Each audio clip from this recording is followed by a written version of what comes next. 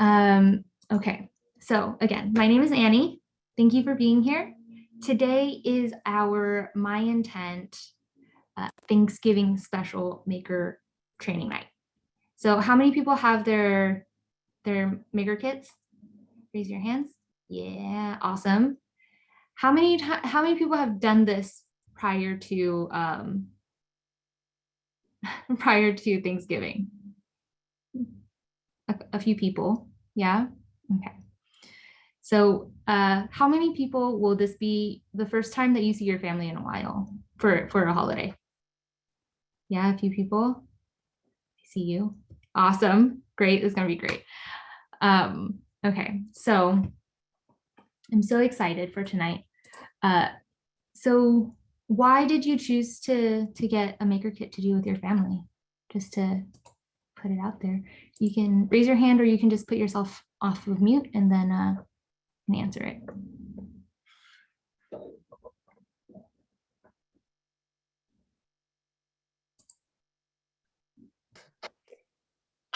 So I did it because I wanted to have interaction with my guests at Thanksgiving dinner. Thanks, Shelly. Shelly, who's coming to your Thanksgiving? Friends and family. I've got 19 people coming for dinner. Wow. So I've got a variety of people. Awesome. And are you cooking or I'm cooking, but I have other people bringing things, so it's not terrible. Perfect. You're like, I can't imagine cooking for 19 people. Like, good. I'm glad you're not alone. No. And it's fun to have activities for that many people because it gets them interacting. So I think it'll be very interesting. Yes, awesome. And I love that it's both friends and family, because then, everybody can connect on a different level, Exactly. I see somebody said share with their students. And that's awesome. We have a number of teachers in our community, so I'm so excited for that. Why else? Why did you decide on this activity with your family? Anyone else?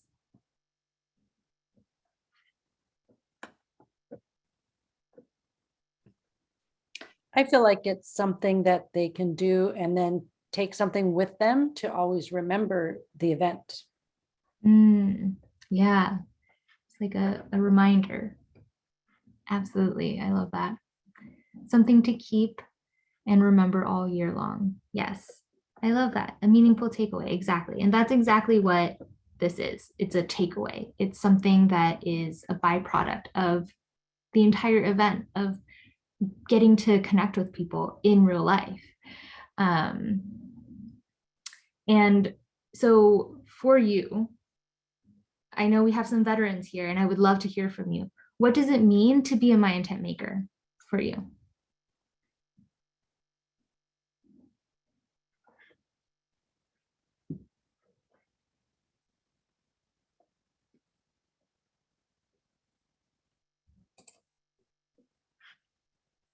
Joyce says leadership in a way. Joyce, can you expand on that? Are you able to share? Yeah, maybe just that for some of us, kind of thinking in this way is new. It's not something that we do on a routine basis, and maybe not at all. And so it's kind of a way to kind of lead people in your community or your family into doing and thinking differently.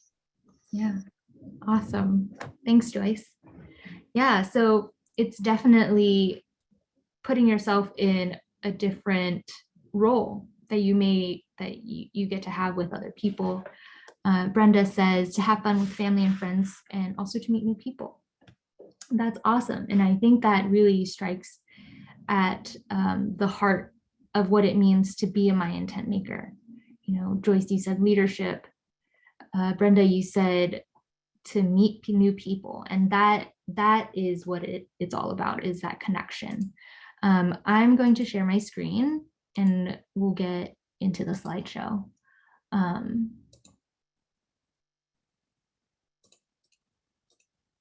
Okay. Can everybody see that? Thumbs up. Awesome. Great. Let me expand this. Okay, so it is not September, it is November.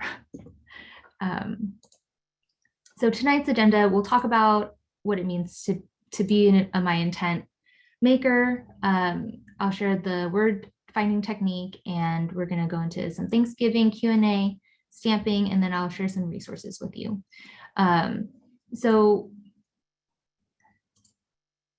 at MyIntent, we like to say that we're not a jewelry company, but we're a service project. And just like how you were saying why you wanted to do this with your family and your friends, and also what it means to be a MyIntent Maker, it is exactly why we say we're a service project. Our mission is to be a catalyst for meaningful conversations and positive action. And so the positive action is that's the gold, right? Like you have this beautiful takeaway, and hopefully with all these conversations that you're having, you're inspiring people to take a step into living that life that they had spoken with you about. So what is an intention? We all ask for what your word is. And so what is an intention for you? Like, what does your intention mean to you?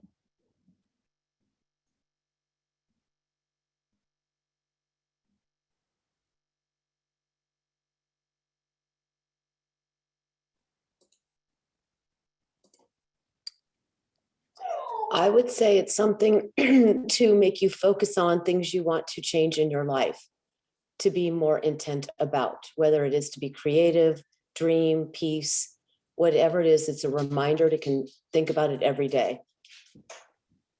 Awesome. Thank you, Shelley. Yes, and Angela says focus. It's holding space for people to connect with themselves. Awesome. I love that we're all on the same page here. It is the North Star, right? It's our North Star when we're going through life and we're faced with a choice. And in that choice, my intention is soul care. So my North Star is soul care. So if I'm dragging my feet, not wanting to go to the gym or go on a walk outside because I've been on my butt on the computer all day long, I think about soul care. Is this what will inspire me to fulfill myself? Am I filling my own cup? So it is the mental state that represents the commitment that we have to how we want to lead our lives. So who is a MyIntent Maker? And we had some beautiful answers. Joyce said leadership. And yes, that is it. We're a community builder, a guide, an active listener.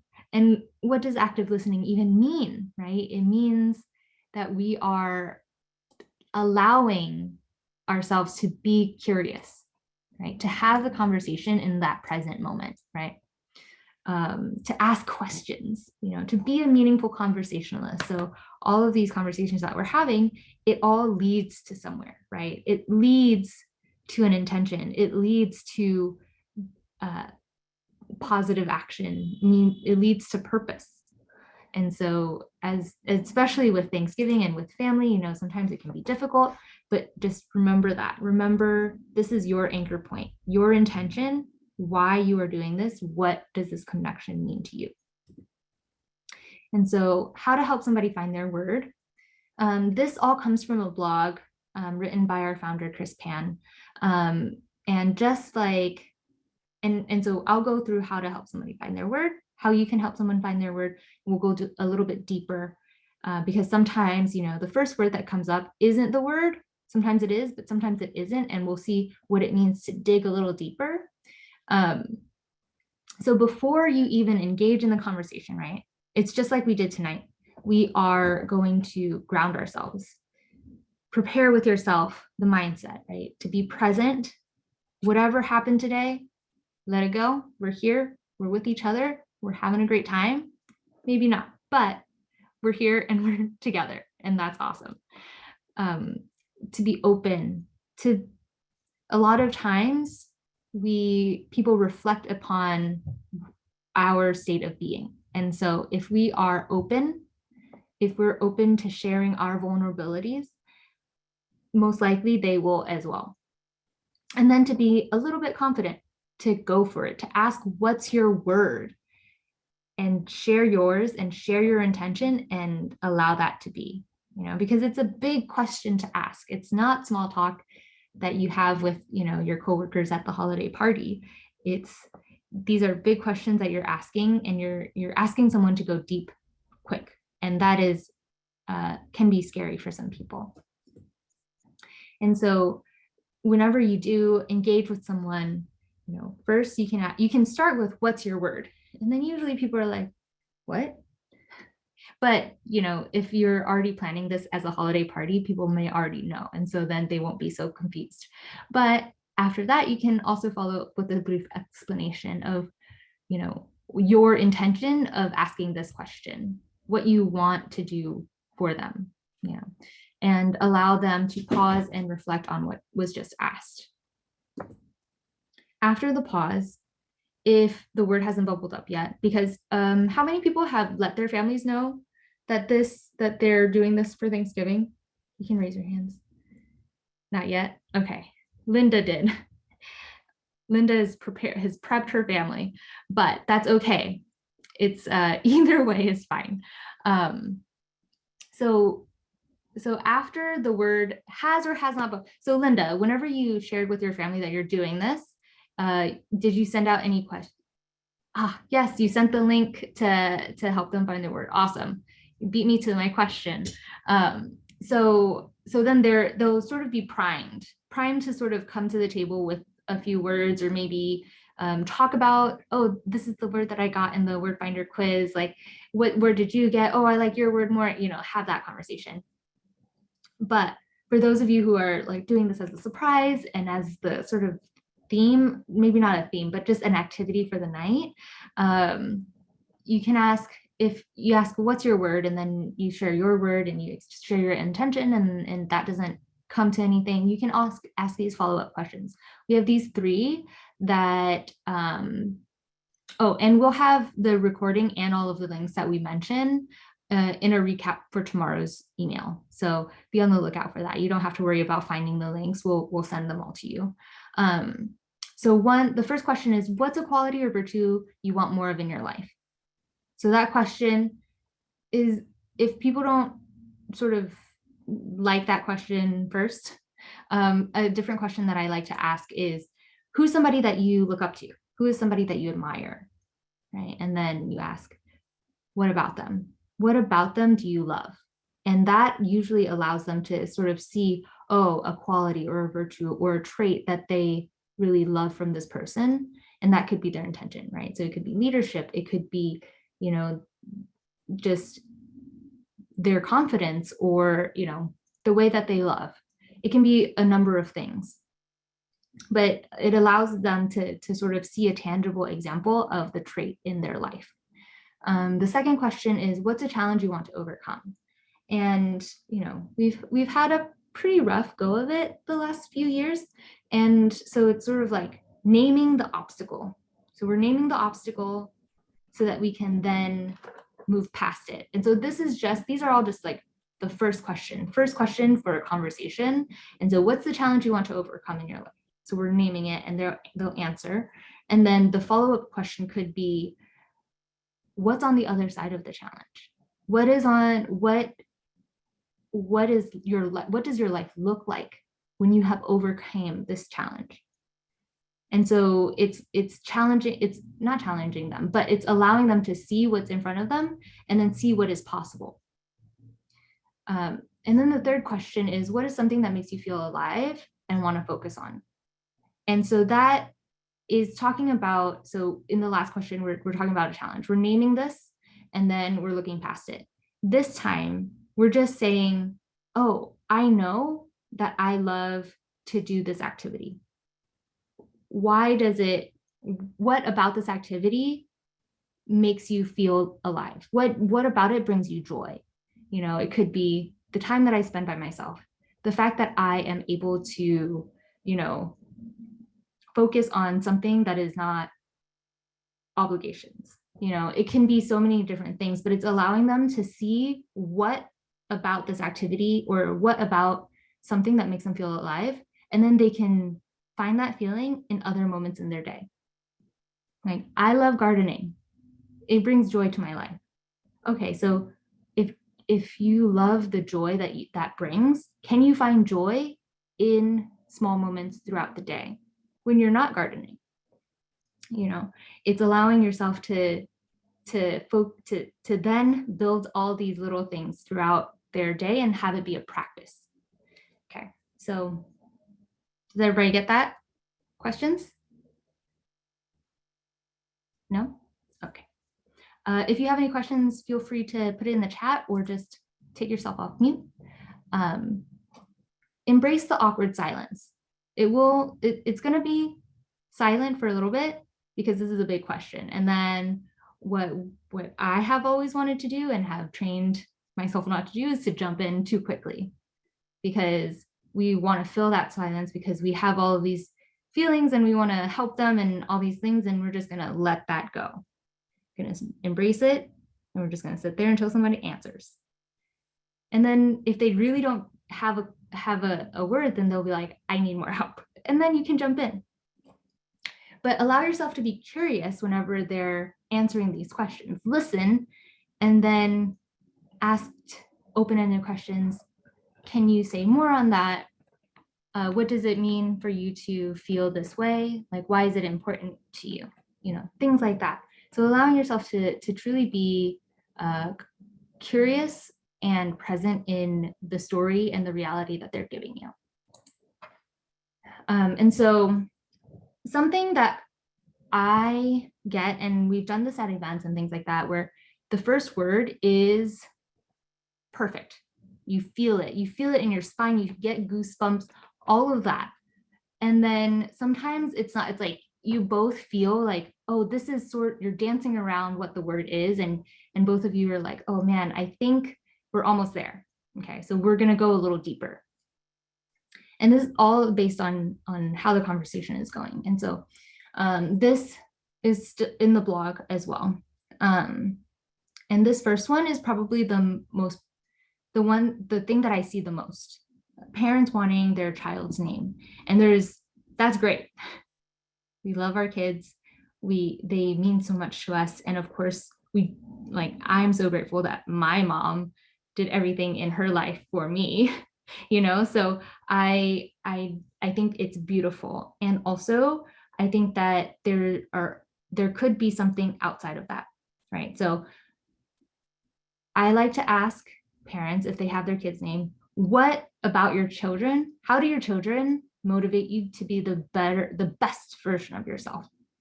You know, so in having your kid's name, what is the intention underneath that? You know, and then the other thing, one time at an event, there was a dad and he wanted his kid's name, and I was like, that's awesome. Like, how old are they? Just asking him about his kids. And then he was talking to me about them, and I was like, what quality would you like to teach your children? You know, he's so close to them. And he was saying how they just like copy everything he does. And so it's like, what do you want to teach them?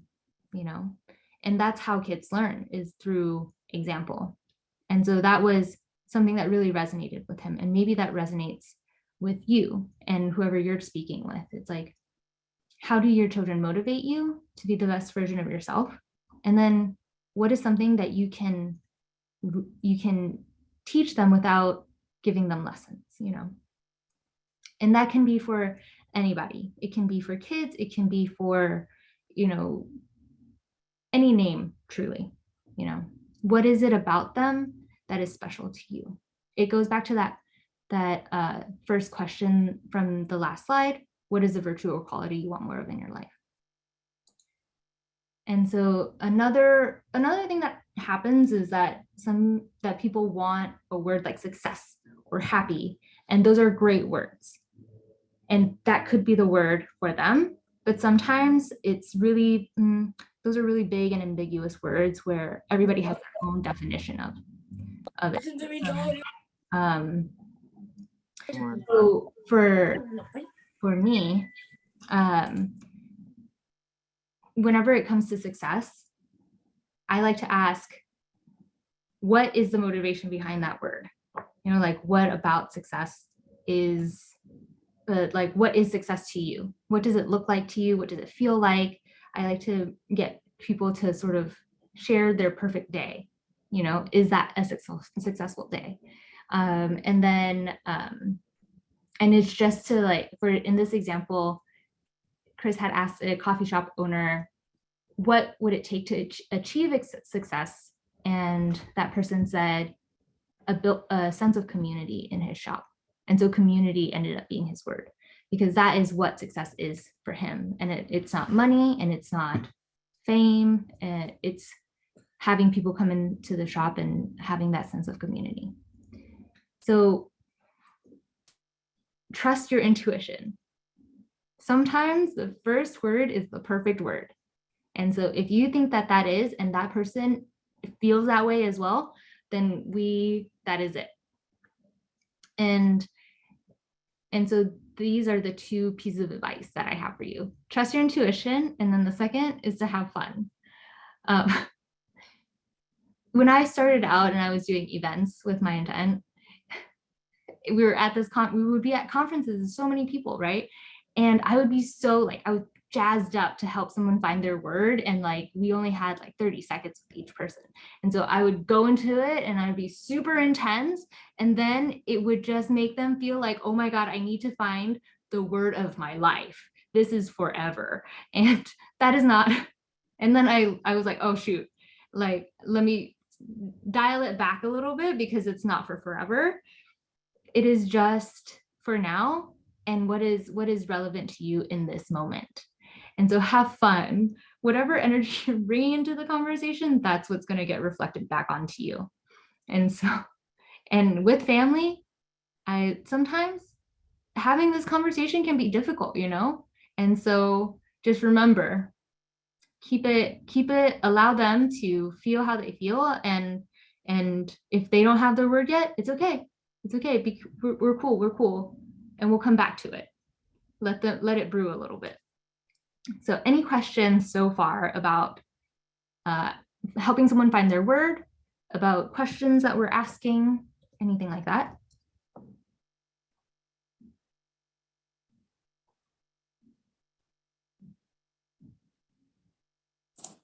I have a question, Annie. It's Daniela. Hi. I know this is mostly for people doing it over, Thanksgiving holiday. I'm actually having a team building event right after the holiday. So I'm actually going to be using this with my colleagues at work and some of my people who report up to me. And I want it to be fun and I want it to be candid, but I also want it to be that we connect on a different level. Do you have some examples, or like how would you use it in that different type of environment where it's not all family, everyone trusts each other, we already have existing relationships? And I don't know if anybody in the group has done anything like that, but I would love to hear how, because sometimes diving deeper with work relationships, can be tricky, but if you have any tips or anybody does, that'd be great too. Yeah, thanks, Daniela. That's an awesome question. So we do have these question cards that come into your kit, right? And these are great conversation starters. For team building events, if you're in person especially, you can have it be so, and this goes for Thanksgiving as well. You can do on, each person can get a card, right? You can shuffle it, you can deal it out. And then one at a time, you can, I'm going to stop screen sharing for just a second. So you can, each person can get a card, right? And then you can go around and have that person answer their card, and then allow the conversation to arise as naturally, right? And so you have, or you can do that, or you can have you pull a card, ask the question, and then have everybody answer that the same question. And that can help because you're learning about somebody in a different way, because these questions are some of them are on the lighter side, some of them go really deep. And so then you can sort of see how the conversation goes from there. And for team building, I would also say that it's good to send it out beforehand. The questions that we had asked, what challenge do you want to overcome? What is the virtue that you want more of in your life? What's bringing you joy and that you want to practice on? Because then it's surprising, but sometimes it's easier to go deep with strangers and to allow the strangers to hold that space than it is with family that you've known and that you've sort of gotten a rhythm with. And so it's like, what moves you to tears or gives you goosebumps, and that can be the icebreaker. And then you can share, your word, and then you can have everybody think on what their word would be for the next, and you can give a time frame for the next year, for the next 6 months, until you have another team building event. And then we have people share their word, and sometimes do it in groups of 2 or 3, and sometimes you can do it with everybody. But we do have a blog on doing it as in a team building setting. Does that help, Daniela? Yeah, that's awesome. And then do you recommend sending that quiz out ahead of time too then with some of the reflecting questions? You can. I would say it depends on how big your team is. If you have a little bit of a larger team, then I would definitely utilize that. And then also utilizing the smaller group sharing. Okay. And then a lot of times after you have a small group share, you can, whenever you come back to the larger group, you can say, what is something that you learned about your team member, your coworker that you didn't know about? What made you feel connected with them? And then everybody's all about sharing about somebody else, and then you can have them sort of like brag about that other person. Yeah, that's great. Thanks. How do you span age groups from 9 to 68 at the same time? Yes, this is great. Okay, so we've had kids do this. We've had elementary school kids do this, and it ranged from like 1st grade to like 8th grade. And so the 1st graders, even in that age group, like the 1st graders have words like walk the dog, like to remind them to walk their dog.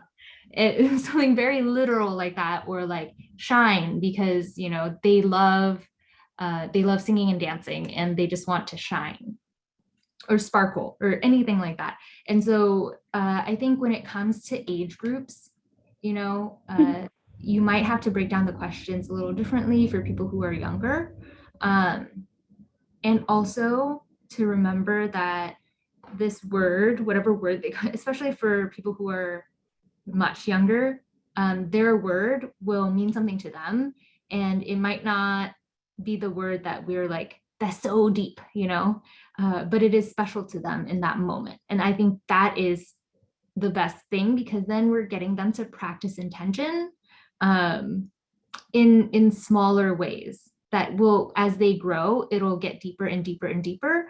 But this is their first time and they're young, and so if their word is hammer or something, it could be like something silly, and then you ask them why, and then they have a story. As long as they're connected with the word and you see that they're connected with the word, that is the most important element in this. Does that help, Elizabeth?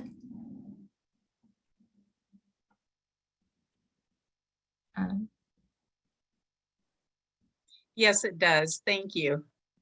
Awesome. Ruth is asking,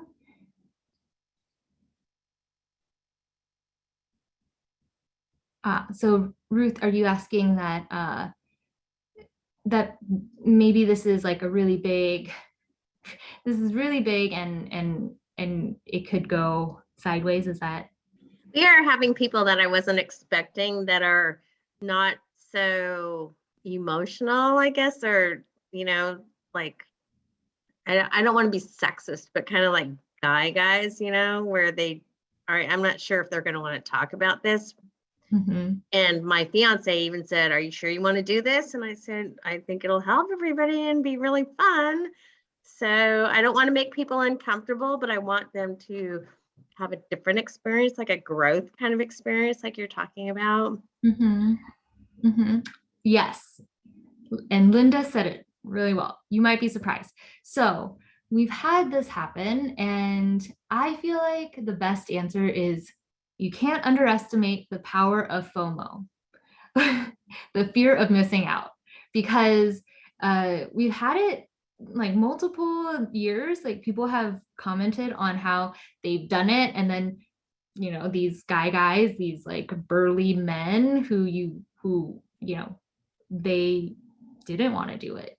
They walked away and they were like, "Ugh, whatever, emotions, words, intentions. Like I know my intention and I'm fine. I want to do something else." Cut to later in the night when everybody has a bracelet, everybody's talking about their intention, everybody's asking what everybody else's intention is, what's the story? And then they're like, wait, so what is this? What what is this intention thing? Like how I want a bracelet, you know. Sometimes that doesn't happen. Sometimes they're like, I don't want to wear a bracelet, but I still want it, you know.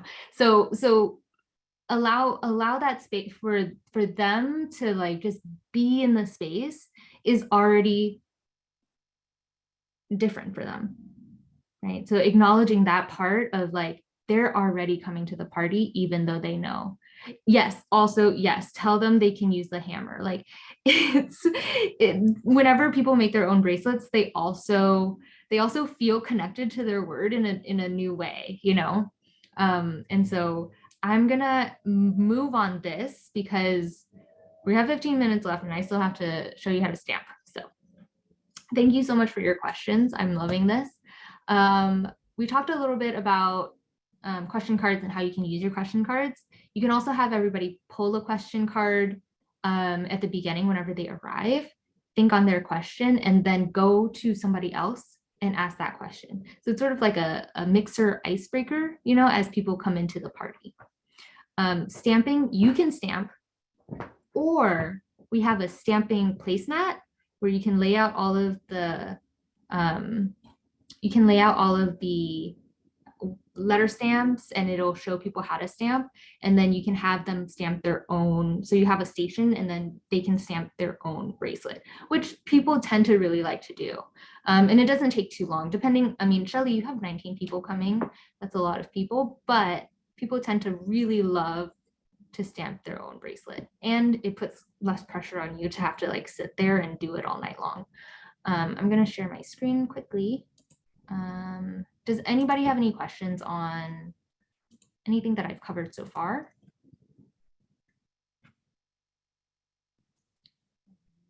Nope. Okay. So before we get into stamping, I want to talk about perfectionism, because that is the green monster that lives in the back of our head. And I know it because we're all here tonight.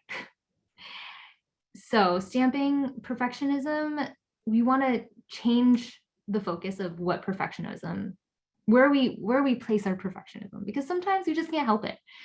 And we want to place it in the conversation, to have that conversation with someone and allowing that conversation to be perfect. Whenever we stamp the bracelet, it will always reflect the conversation that we had. And so if we have the best conversation that we can have, the bracelet will turn out exactly the same way.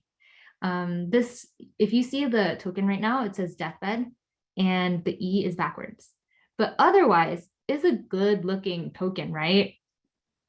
Good spacing, good depth, all of that. So the story behind this is that Chris was having brunch and then he spotted Conan O'Brien and he was like, oh my God. And so then he went up to Conan O'Brien because he happened to have his maker kit because he carries it everywhere with him.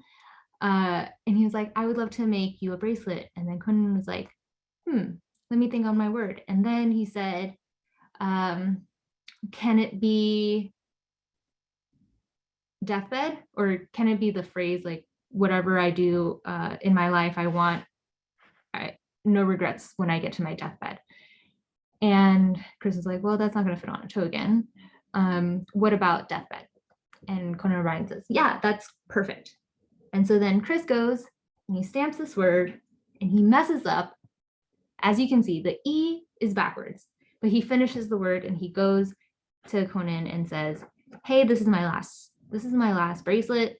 How is this? Is this okay? The E is backwards.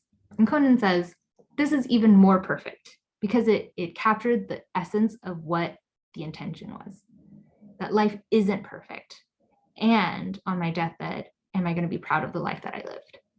So sometimes it looks like it's a mistake when it's not. And I would say 98.5% of the time, everybody will love their bracelet. And they love that what I like to say is that it's like a signature, right? Whenever everybody signs their signature, it's all slightly different. And we do not judge our signature. And we know that each person has a different way. And so whenever you stamp, it's your style. And that's how, like, it's your hands made it, not a machine. So let's get into stamping. Yeah. Thank goodness. Okay, so I'm going to show you how to do 2 words. I have my stamping base, my bracelet. So you're going to put your bracelet on. And if you have your maker kit and you want to follow along, feel free.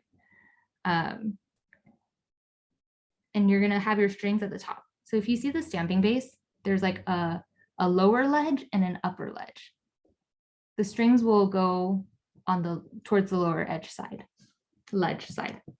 And if you can see, their arrows, it's very blurry, I'm sorry. But basically we're showing you where to stamp, and you're always stamp in the center. Okay, so whenever you have your stamping letter stamp, I like to hold it flush against the center peg. So I'm using my thumb to push it up against it, and I'm using these 3 fingers to keep it down. Okay, so that will prevent you from having that bounce situation. And I also have this. This is a 4x4 by 3 feet. It's a stamping post. You can get it at any hardware store that does lumber. Just ask them to cut it to 3 feet. And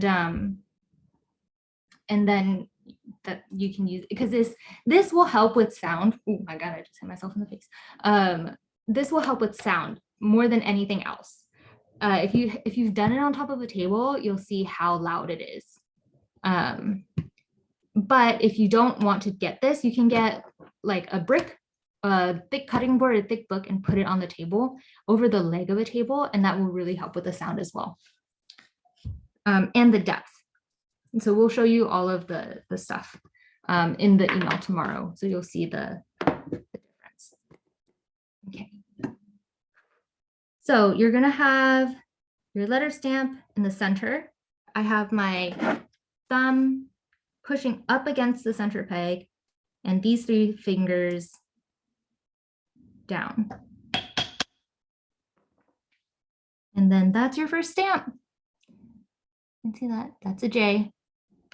So I'm gonna go, and so then what you're gonna do is you're gonna turn the token to this red line so that the J, or the first letter, is going through that first line. And then you're just gonna keep stamping in the center.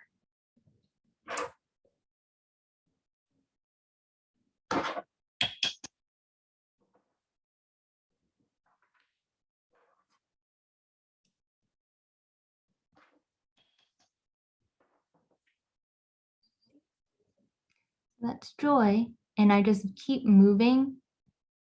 You see it? You just keep moving the token over. Okay. Questions? Brenda, you have a question? Hello, everyone. Can you hear me? Yes.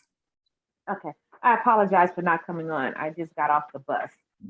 But for your stamping post, and I'm gonna see if I could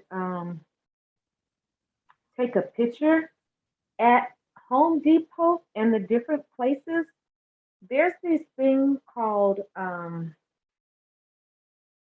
oh God, I don't know what they call it, but I got a piece of wood. I'm trying to come on, so bear with me, y'all. That I didn't have to pay for. Oh, yes. Hold on. Here, let me see if I can turn it around to show you. This, what happened? I Your lost your it. virtual background is, yeah, Oh, I don't the know. wood Okay. scraps. Yes, wood scraps. So there you go. That's a big piece of wood. And I'll put it in the group so everybody can see it. But the scrap wood, they had a big 2x4 or longer that I could have gotten for maybe $5, I think it was. It's just that I wasn't driving, so I couldn't get it. So anyone, just look at the scrap wood. I'll take a picture of some other wood that I got. It was supposed to be firewood, but it was by itself. So I got that for free. So just some little pointers if you check into it. Awesome. Thank you, Brenda. That's really great because I didn't know that they had that. So if you can. Okay. So we're doing 2 words, right? So I like to draw this whenever, just for myself. And what it is just a template. And so I have create joy. That's what we're going to stamp today. And what you're going to do is draw a line down the middle, and you can see that, you know, create is even letters and then joy is odd letters. So the center goes through the O in joy, but it goes through 2 letters in create. So what you're going to do, and this is just for your own visual reference, right?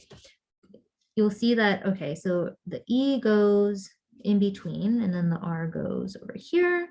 The A goes in between, and the T goes over here. And so this is just so that you know about the spacing that you'll need. This isn't, this is not for our perfection goblin, okay? It's just for us. And so what I'm gonna do is just rotate the token so that joy is on the bottom. So you can see that joy is on the bottom here. And I'm gonna have it to be the O. There's a blue dotted line on the bottom. You're gonna just have it so that the O is going through that. And then, like you see on your little template, you're gonna say, okay, so the A goes in between, and then the T goes outside of the J, and then you're gonna make another space. So this is just like a approximation. And then what you're gonna do on the top is your letter stamps will always face you. Okay, so that you won't stamp upside down if the face of the letter stamp is facing you, because we flipped the stamping base. And so I'm using the 3 fingers now to push up against that center ledge, and then my thumb to push down on that center peg. So then, yeah. And then, so then you're gonna rotate it. So the C is going through this blue dotted line up here. Okay. And then it's the same. After you do that first letter, the rest of it, you'll just use the stamping guide at the top with the rotation, just like we did at the bottom for the bottom word.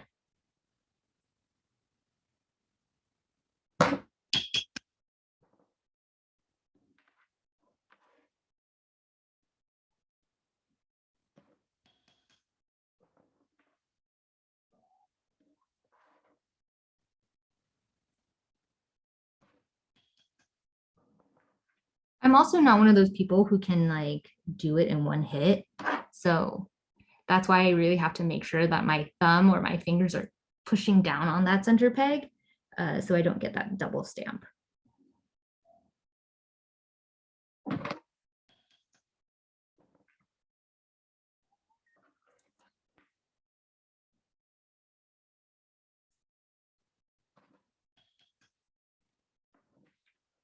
can. So if you have kids doing this, you can have them hammer. This is the, can you see it? Just about. There you go. If you have kids doing this, you can hold the peg, you can hold the letter stamp, and then you can have them hammer.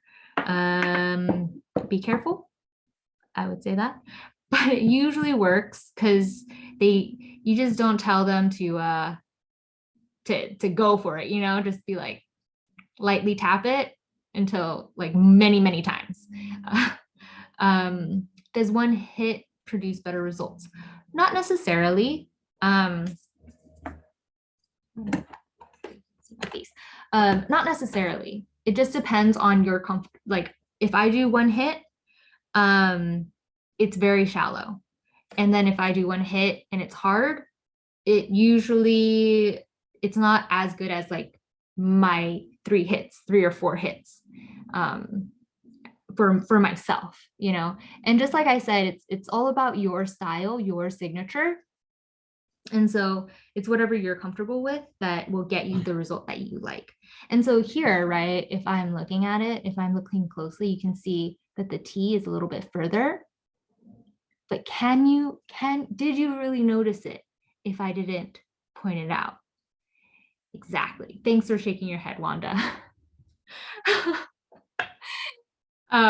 And that is 98% of our quote unquote mistakes, right? It's a little bit of spacing, it's a little bit of slanting here or there, and the only person who notices is us. So if you mess up, just finish the word and then look at the entire bracelet, see it for what it is. And then probably it'll be fine. So I have 2 minutes. I don't want to take up more of your time, but I have a couple of things. Does anybody have any questions on stamping? Can you do both sides?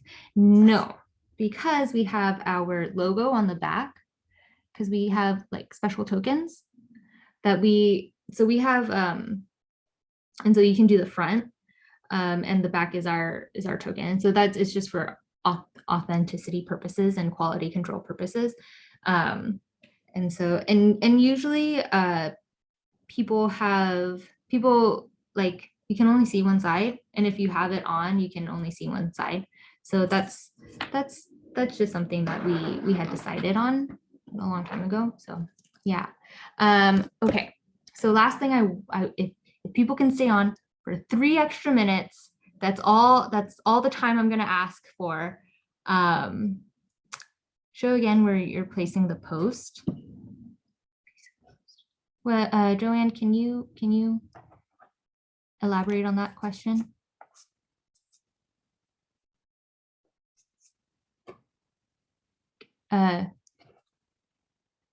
Lap or tabletop. Oh, okay. So this is on the floor, and then I have this on top. So it's like in between my legs. So it's tall enough so that it's like a table height. Yeah. But if you do it on the table, just have something on top and do it over the leg of a table, or else it'll be very loud. Okay. I'm going to show you a couple things, couple sites that are awesome. I have 3, I just need 3 minutes of your time, okay? Okay, so here, who's a part of the MyIntent Maker group? Anybody? Joyce is, Linda is, Megan, of course you are.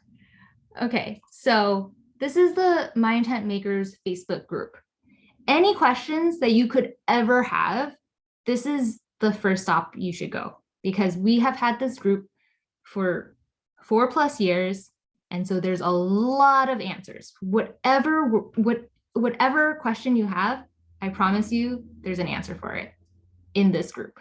And if there isn't, you can ask, and then somebody in the group will have an answer for you.